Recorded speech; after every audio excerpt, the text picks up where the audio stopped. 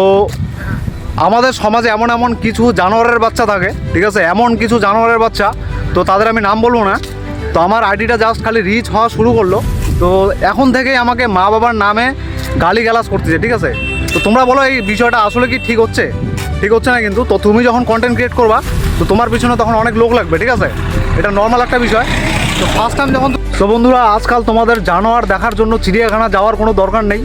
তুমি গ্রামগঞ্জে পাড়ায়, ঠিক আছে, আশেপাশে পেয়ে যাবা অনেক জানোয়ার যারা তোমাকে হেট করে, যারা তোমাকে ঘৃণা করে। তো তুমি ভালো কিছু করলে তোমাকে দেখতে পারবে না, এমন টাইপের অনেক আছে তোমাকে গালিগালাজ করবে, ঠিক আছে। তো দেখো আমি আমার এখানে স্ক্রল করবো, তুমি আমার অ্যাকাউন্টের মধ্যে চেক করে দেখো, আমি কোনো রকম খারাপ ভিডিও বা গালিগালাজ করে কোনো ভিডিও বানাইনি, তোমরা চেক করতে পারো অ্যাকাউন্টটা। কিন্তু তারপরেও আমি এরকম হেট পেয়েছি, ঠিক আছে।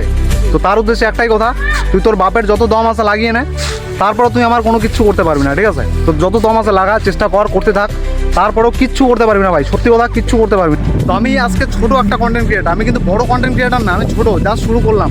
আমি এখনও কিচ্ছু করতে পারি নাই, আমার লাইফে আমি কিচ্ছু করতে পারি নাই, জিরো থেকে শুরু করলাম। তো এখন থেকে মানুষ এইভাবে গালিগালাজ করতেছে। তো আমি একটাই কথা বলতে চাই, তো এরকম জানোয়ারের থেকে তোমরা দূরে থাকবা। এরকম জানোয়ার যদি তোমার আশেপাশে থাকে, তুমি জীবনে কিচ্ছু করতে পারবে না, ওকে। তো জানোয়ার যারা এরকম করে, তো এটা কমন একটা ব্যাপার, স্বাভাবিক একটা ব্যাপার। ভালো কিছু করলে মানুষ তোমার পিছনে লাগবে, আর আমাকে আটকাতে কেউ পারবে না, ঠিক আছে। ডিয়ার হেটার, তোকে একটা কথা বলতে চাই, তোকে শোন ভালো করে। তো হেটার একটা দুইটা না, হেটার অনেক আছে আমার। তো তোরা যত পারিস চেষ্টা কর আমাকে, তবু তোরা কোনোদিনও জীবনে আটকাতে পারবি না, ঠিক আছে। তোরা বাপের দম যত আছে তুই লাগিয়ে না, তুই কোনোদিনও আমার কিচ্ছু করতে পারবি না।